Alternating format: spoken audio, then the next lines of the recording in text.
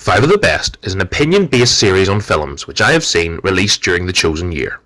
This is to celebrate previous years in film, not to cause any offence. All opinions are my own. Hi everyone, welcome to Five of the Best, a series in which we celebrate movies year by year. This series of videos will consist of me discussing my 5 favourite films of this chosen year. This video will be talking about the year 2003, so let's get started. Before we get into the top 5, here are a few honourable mentions from this year. Finding Nemo, Bruce Almighty, and Elf. Now, let's get on to the list and start with number 5. School of Rock is directed by Richard Linklater and stars, of course, Jack Black in one of his most memorable roles, along with Joan Cusack. So I'll definitely start by saying that School of Rock is absolutely not a film that falls into an Oscar-worthy category or one of these genuine film, masterpieces of cinema. It's not one of those films, but what it does have, and it's something that a lot of films do lack nowadays, and certainly even kind of all through cinema, it's something that some struggle to get right, and it really has a charm. It has a great dynamic with Jack Black and let's start right out the gate. The child actors in this, they play their roles so well. They are in some ways caricatures of children of the time, and they're quite good in the way they would segregate how you have the different school groups. So you have the cool kids, maybe the not so cool kids, the nerdy kids, the teacher's pet, different things like that. Each of those seems to be represented pretty well in this film, and I think the real engagement, certainly from the start of the film, starts with Jack Black engaging with him being this loser, low-life kind of guy that's just trying to make money in any kind of way. And this is, try not to give too many spoilers on what happens, but then the general premise is he gets kicked out of his rock band, and his roommate, I should say, used to be a rocker. He stays with him. He's now a substitute teacher. He gets called to take a substitute role in a higher school, and he picks up the phone because he hears the money, and he thinks, okay, I'll take that. And Jack Black is, I would say certainly now, is probably one of those Marmite actors. A lot of people would say, I hate even looking at Jack Black, even his voice, anything. Jack Black, for me, for what he does, the character he plays, and while it maybe is a bit overused, certainly by him, because he plays himself, and I talk about this about other actors, and you've heard me say that probably quite a lot now. There's certainly films that have, film stars that each film they're in, they're the same character. Jack Black is that to an extent. Him in Tenacious D is him in School of Rock, but dialed down on the swearing. It's probably the best way I can describe that. But that's not a hindrance, and that's not a jab at Jack Black. Maybe it would be after he's done it 10, 15, 20 times, where we are now in 2022. But at the time, it was fresh, it was something new, and his dynamic and obviously his understanding of rock music made him the perfect person. If I could speak, jeez Louise, can't even get the words out. I'm just so excited about talking about School of Rock. Listen, Jack Black plays the role well. If you've seen the film, you know what I mean. He's one of those ones, it's a perfect role for him. And I should say, before I move on to the next one, is I have also seen the stage production of this, the School of Rock play. I've seen it twice now. It's probably the best stage production I would ever see, or have ever seen, and I would absolutely encourage you to go and see it yourselves. It's something, I'm not really a theatre kind of guy.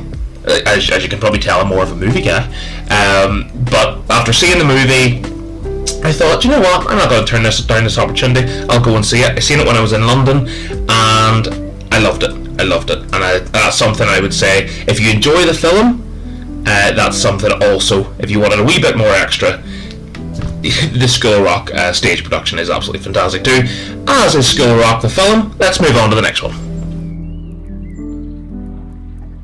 Number 4. Lost in Translation is written and directed by Sofia Coppola and stars Bill Murray and Scarlett Johansson. So when it comes to talking about Lost in Translation, I thought I would start by talking about both the main leads, Bill Murray and Scarlett Johansson. So start with Bill Murray. Bill Murray is an actor that a lot of people would just say is a comedic actor. A lot of people would say that he has the odd serious role, but generally is a comedy actor. And I suppose there is some truth in that. But I would say, and if anybody was to discredit and say he's only good in comedies, that's absolutely untrue. Because Bill Murray in Lost in Translation is probably his, I don't know if it's his best performance, but it's definitely right up there with his best and most moving performances. He really plays the character so well, and it shows that he has a lot of depth as an actor. He's not just Ghostbusters, he's not just Garfield. You know, there's so much more to Bill Murray than meets the eye, and he plays the kind of, and in this character, or sorry, in this film, the character he plays is a faded movie star, and he's trying to kind of recapture his prime, if you want to put it that way. And you can see through the emotion he shows, through his facial expressions and things like that, that Bill Murray really, he isn't just, what's the word? Just winging it, is that the right word? For this film, he really is giving it a lot of effort, and it really comes across the performance here from Bill Murray. And I would move that certainly on to Scarlett Johansson as well. Scarlett Johansson at this time was not the massive name she is nowadays, certainly not even, you're probably talking about maybe a decade after this film before she really comes into her prime as this top tier actress, which she is today. At this time, nobody really was sure who Scarlett Johansson was. She had been in a few roles prior, but this is the one that I certainly would say properly put Scarlett Johansson on the map. And she plays the kind of neglected young woman in this lost, or lost in this foreign city for them. And that's the whole premise for the film.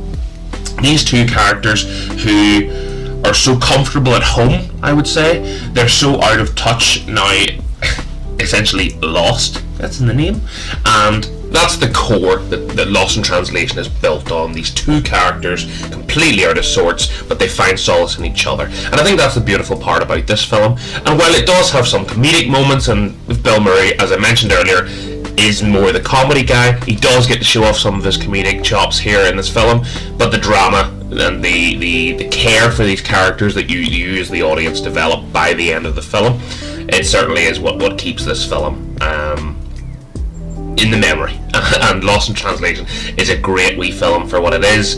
It is a film, as I say, that sadly it doesn't seem to be one of those ones, or a cult film that people really go back and watch now. But for me personally, I definitely think that Lost in Translation is one of those films that everybody should experience at some time in their life, because there's a lot of relatability here in one character, two characters, the relationship they have, the situation they're in.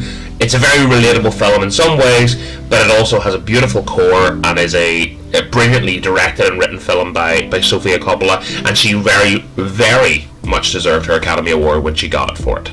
Let's move on to the next one. Number 3. Kill Bill Volume 1 is written and directed, of course, by Quentin Tarantino and stars Uma Thurman in the lead role as the bride.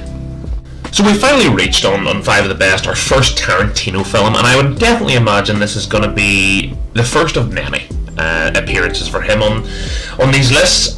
He is one of my favourite directors. A lot of his films I absolutely adore, and this is one of them. Kill Bill Volume 1 is definitely one of the best examples of what Tarantino brings to cinema. I would certainly say there's films by him that I do enjoy and love more than Kill Bill, but it doesn't mean that Kill Bill is not one of my favourites from him. Kill Bill Volume 1 and the performance by Uma Thurman in this film is, Uma Thurman in her role in this plus her role in as Mia Wallace in Pulp Fiction is definitely two of the, when you're talking about the legacy of her as an actress, they're probably her most memorable roles. You could argue this is probably more memorable because she wasn't the out-and-out standout in Pulp Fiction. Yeah, as much as I do enjoy her character in Pulp Fiction, I would say her in this as the lead role is definitely more iconic in the yellow jumpsuit. It's something that even people who haven't seen Kill Bill or aren't really a big fan know Uma Thurman in this role as the iconic, the blonde hair, the yellow jumpsuit, the shoes, the sword. It's a very iconic look and iconic character for that.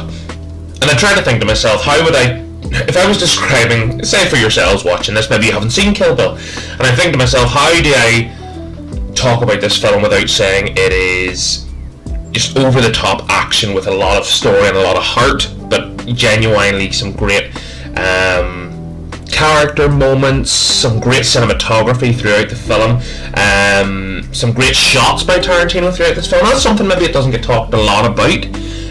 Certainly in Tarantino films, a lot of his applaud from the critics would be about his dialogue. I think I've mentioned that previously when we were talking about other films, about Tarantino's dialogue is probably the best thing. I don't think that's the case in Kill Bill. The thing about Kill Bill is the atmosphere, the tension, the action scenes, and that's where the real core values of this film lie. But I would certainly say, if you haven't seen Kill Bill and you're going into this hoping for like a John Wick style action fight where everything is very hyper realistic, and these are not realistic fights, I would describe these, and that's not as a critique, I actually think that's part of the charm of Kill Bill. These films are like, I would imagine, a comic book come to life, or like an anime, where it's like a live action anime where these over-the-top characters are having these over-the-top fight scenes. We're doing, backflips and jumping higher than normal, and the blood and guts, the gore element of Tarantino's film is probably something that's quite consistent throughout his films. Kill Bill is definitely the best example of Tarantino turning up the gore meter. When somebody gets their hand chopped off in this, the blood shoots about 40 foot. That is something that has a certain charm to it. That's really weird to say that about somebody getting their hand chopped off, but here we are. Kill Bill Volume 1 is definitely one of my favourite Tarantino films. It's not maybe my top 1 or 2, but it's definitely in the upper echelon for that, and I would definitely recommend it if you haven't seen it before. Even if it's for nothing more than just a badass performance from Uma Thurman. You want to see a badass woman wielding a sword, killing a lot of guys, and making their way through this constantly, here comes this term again, constantly engaging film. There we go. And also, it's not the longest film either. 1 hour 51 minutes. It's not like you're sitting here for a 3.5 hour film. It's a really enjoyable time, and Kill Bill is definitely a deserving watch. Let's move on to the next one. Number 2. Pirates of the Caribbean, The Curse of the Black Pearl is directed by Gore Verbinski and stars, of course, Johnny Depp as Captain Jack Sparrow, along with Jeffrey Rush, Orlando Bloom and Keira Knightley. So at the point of recording this video, there has been 5 entries in the Pirates of the Caribbean film franchise. In my opinion, that is too many. There is a fantastic trilogy, and then there is 2 absolutely unnecessary sequels in Stranger Tides, and what's the other one called? That is a good question. I don't care, it's shocking. Anyway, forget about those 2. You've got Pirates of the Caribbean, The Curse of the Black Pearl, you've got Dead Man's Chest, and you've got At World's End. And in that, you've got a fantastically surprising, in regards to the level of quality, and that's not the acting chops of the actors throughout this, the cinematography, some of the scenes, and the world building of the wide open sea landscapes throughout these films. It's quite a beautiful trilogy, but that's the last I'm going to say on the trilogy as a whole. The other ones may feature. We'll get there when we get there in the later years of 5 of the best. Let's talk about Curse of the Black Pearl. Pirates of the Caribbean Curse of the Black Pearl is a film that I heard at the time that, oh yeah, I was at Disneyland and there's the Pirates of the Caribbean ride, and they're making a movie out of it, and I remember thinking, how does that even happen? What what leads to that decision, and what story are they basing it on, bar, oh yeah, there's pirates and there's gold and that's it? So on that basis you would think that this was quite a thrown together Disney cash grab, and that certainly could maybe be said about the last two films of the Pirates of the Caribbean entries. But Pirates of the Caribbean: The Curse of the Black Pearl is truly fantastic. I honestly love this film. I think Pirates of the Caribbean: The Curse of the Black Pearl is one of the most underrated films you'll ever see. I think if you just, and I know I've said about the trilogy and the three as a whole, it is a great trilogy, but even just The Curse of the Black Pearl from start to finish is such a high quality of film. The acting, the comedy, the action, the adventure, the fantasy elements, the sometimes horror moments in this film, and I suppose I'll talk about Johnny Depp last. I'll start with the other characters. I'll start with Keira Knightley. Keira Knightley is someone that I wouldn't say I have the highest opinion of as an actress.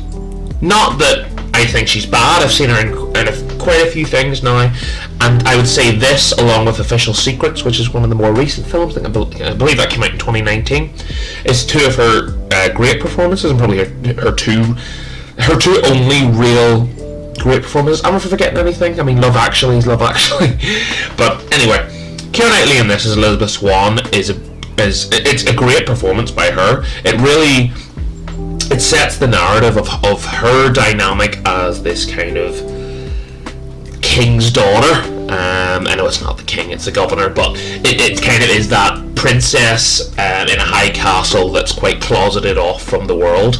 And that leads me on to Orlando Bloom's character, which is kind of the man who's never good enough for her.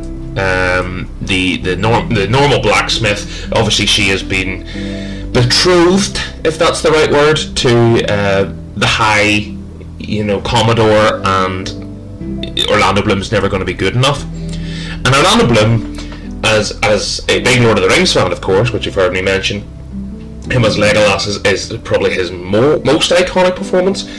But him as Will Turner in this trilogy is really good, and it gives a lot more. While Legolas in Lord of the Rings is quite a solemn and sometimes emotionless character in the nature of the way the elves are in Lord of the Rings, for him in this, he shows quite a lot of charisma, and his dynamic with okay, let's just get to Johnny Depp, and the charisma that Orlando Bloom shows, and that really shines when he's paired with Captain Jack Sparrow or Johnny Depp. What do I need to say about Johnny Depp's Captain Jack Sparrow that hasn't been said a million times? It is, for me, and he is a brilliant character actor, Johnny Depp, as we know, Edward Scissorhands, Charlie and the Chocolate Factory, etc., etc. But him as Captain Jack Sparrow is his role. It is him. It's one of the most likable characters. Maybe the most easily. You want him to win. You want him to win. There's some brilliant comedic moments throughout this, and also the dynamic between him and Geoffrey Rush, who I'm also a massive fan, where Geoffrey Rush as Barbossa in this, as the kind of the yin to the yang, or maybe the other way around, of Johnny Depp, where he is what you would class as maybe the professional pirate, and Johnny Depp is the lucky pirate.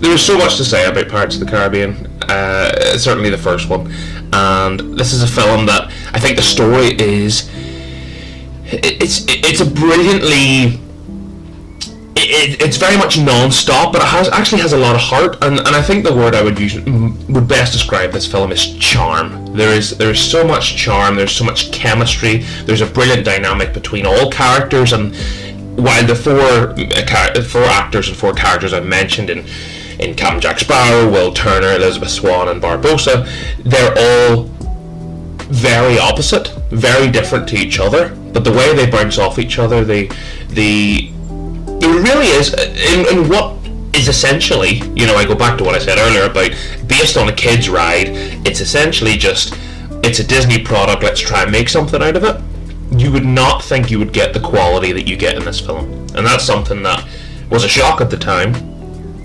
And it was a film that you went in thinking, okay, well, a pirate film, okay, well, let's see what it's like.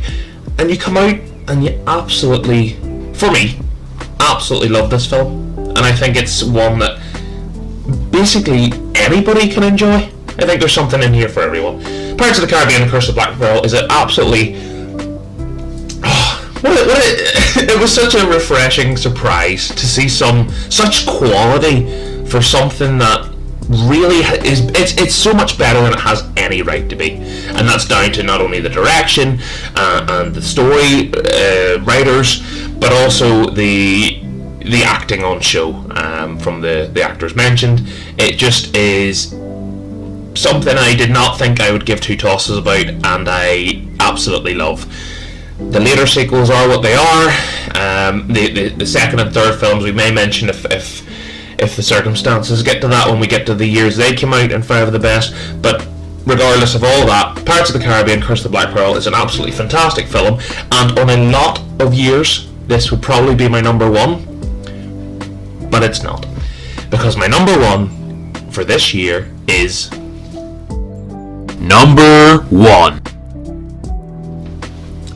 The Lord of the Rings: The Return of the King is directed by Peter Jackson and stars again, let's go through that list again, Elijah Wood, Viggo Mortensen, Orlando Bloom, Sir Ian McKellen, John Rhys-Davies, Billy Boyd, Dominic Monaghan, Sean Astin.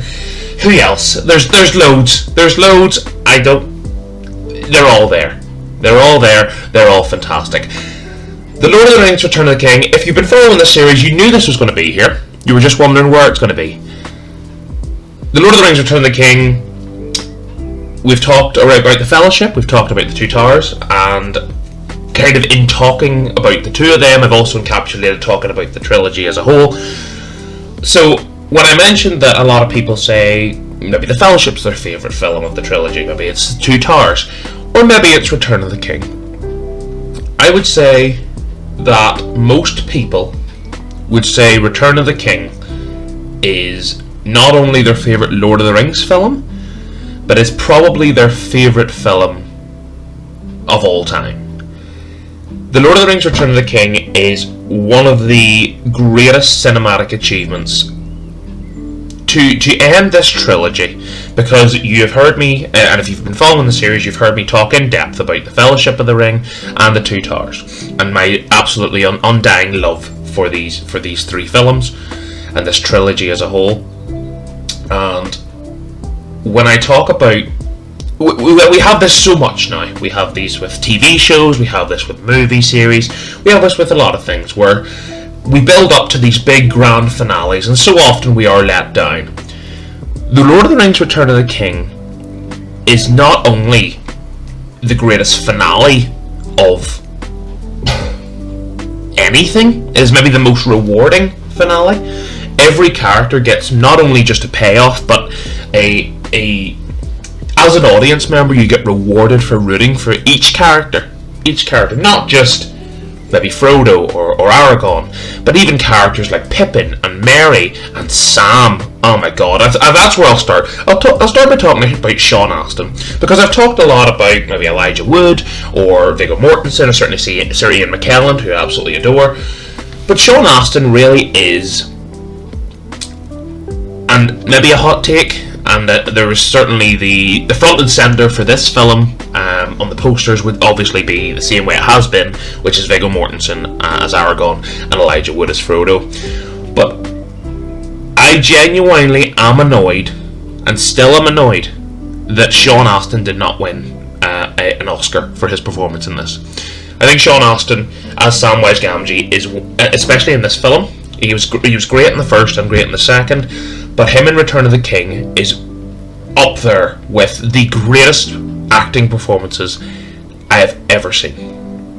And I say that for him because he is kind of the pinnacle of this whole film, but I mean, I could extend that to nearly every character. Viggo Mortensen is unbelievable. Sir Ian McKellen continues to be fantastic, and I mean, Elijah Wood, you know, I still hear people to this day sometimes question his acting chops. I wonder, have you actually seen these films? And I also mentioned when I was talking about the Two Towers, about Gollum, Andy Serkis, and the motion capture as him. Gollum in this film is actually maybe better than the Two Towers in the way that he interacts.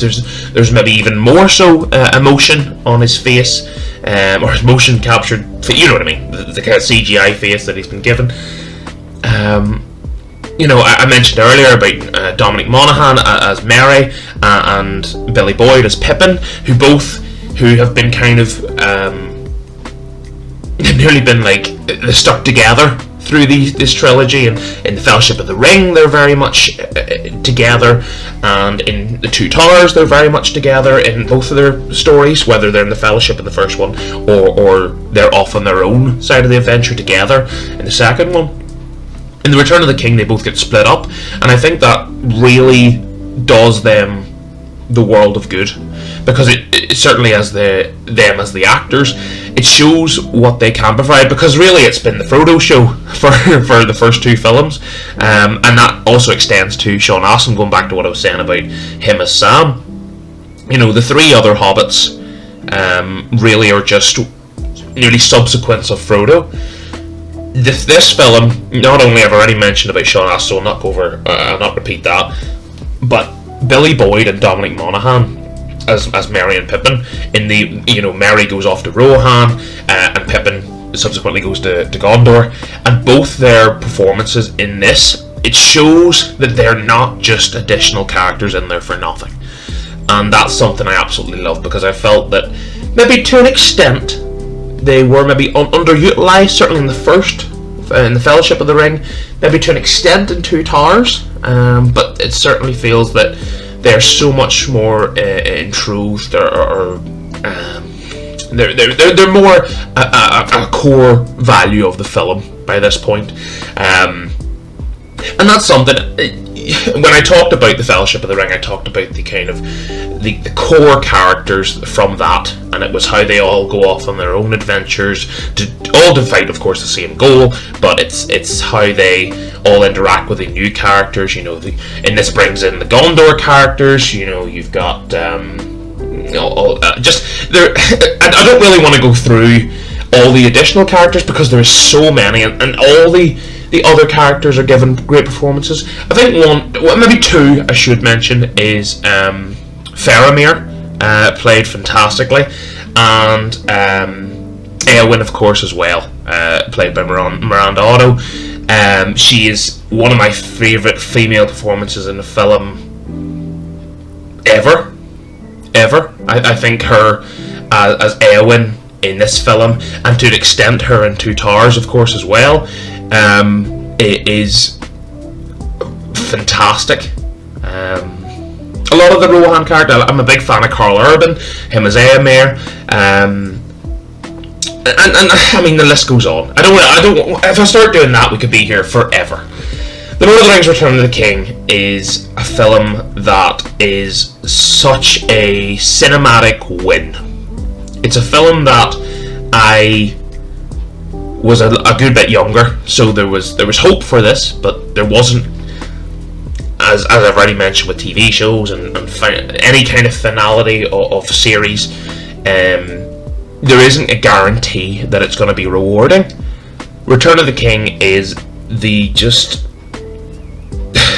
fantastic. I'm a bit lost for words, and I've been like that through the whole Lord of the Rings, and I suppose now we're here at the end of the Return of the King, and I've spoke about all three films. I just want to say how much I do adore the Lord of the Rings. I mentioned it briefly. It's the reason I think that I adore film. It has the action, it has the drama, it has the horror scenes, it has the comedy, it has all the different emotions, but what it has more than all of that, it has something deeper, and it has a truly, the Lord of the Rings as a whole makes me want to be a better person. It makes me want to achieve a lot in life, and that's maybe getting too deep or whatever, but it truly is something that I don't think will ever be replicated again. through my love of film.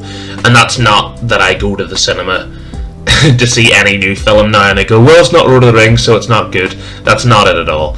It just, the Lord of the Rings has the perfect level of nostalgia. It has the perfect level of love from me for the films. It's the greatest thing. That's where I am with the Lord of the Rings. It's just, I don't know. I can't really say much more than that. I adore these films with all my heart. I flip-flop, as I say, with my favourite one. At the moment, I would probably say The Fellowship of the Ring is my favourite of them and is my favourite film. Then, if I was to be pushed, I would say maybe this one. But then, for me to say The Two Towers is the weakest is just wrong, because they're all as good as each other. They all have different qualities. They all are better at certain things than others. But even, you know, the things that aren't at their very best are still at such a higher quality than 90% of other films, if you get what I mean. The Lord of the Rings Return of the King is absolutely unbelievable. It is so good. It was nominated for 11 Oscars, it won 11 Oscars. It is the joint most successful film in the history of the Academy, so that says how much it was tied with Titanic and Ben-Hur, and that shows just how much quality that I would hope the world has realised and seen, certainly at the time, but also now. I think people, when they go back and rewatch The Lord of the Rings, as I do nearly every year, it's a film franchise or a film series that I've struggled, truthfully, when it came to doing this series, and I thought to myself, okay, well, you know, we'll start with 2000. 2000 was okay, but then I realised 2001, 2002, and 2003, I'm going to start into talking about my 3 favourite films there is. But as you know, with me, it's not really a script. I just put the mic on here and I have a chat about movies I love, and I hope that's come across. I hope it's just, I didn't want it to feel too scripted or robotic. This is just my expressive love for all these films, and The Lord of the Rings Return of the King is at the very, very pinnacle of everything that cinema has to offer. And that is undoubtedly why it is at the top. Or is it at the top? It is just, it's so good. It's so good. If you haven't seen The Lord of the Rings, before I finish this list, if you have not seen The Lord of the Rings, please do it for me. Do it for me. I'll love you forever. Set some time. If you get a free weekend or a free few days, even just the theatrical releases, you know, you're talking 3 to 3.5 hours for all 3 films. Just do yourself the greatest favour of all that you ever will when it comes to cinema, and sit down and watch these 3 films. And if you don't like it, listen, I get it. It's not everybody's cup of tea. But for me, they are everything. And that is why The Lord of the Rings Return of the King is absolutely my favourite film of the year 2003. So that has been the recap of the year 2003. Overall, not the best year as far as maybe in a few instances of real quality, with, of course, The Lord of the Rings Return of the King, Pirates of the Caribbean, I would certainly class as surprise the quality it has, Kill Bill, of course, and Lost in Translation was kind of the film everybody's mum's seen at some point. It was a film that was great for the time, as I said, but doesn't really seem to have, it seems to be quite forgotten, but it's a great film, and I only watched it there not that long ago, and I certainly would, like all these films, I would suggest you watch it. But overall, as I say, 2003, not the strongest year we've had on the list. Let's see what 2004 brings. I really hope you've enjoyed watching the video. I hope you didn't get too overwhelmed whenever I was getting so emotional about The Lord of the Rings for the 3rd time now. We've now finished The Lord of the Rings, and as I say, there probably will be a point when I decide to do maybe a separate video on just the trilogy and my overall thoughts, a longer video that's just dedicated to Lord of the Rings.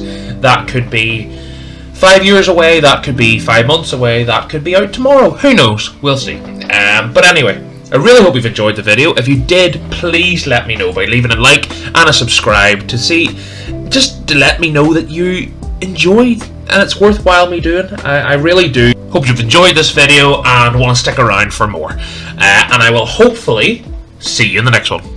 Bye guys. Thanks for taking the time to watch this video. Before you go, here are some of my other videos. For updates and information on upcoming videos, the best place to find us is my Twitter. Much love everyone.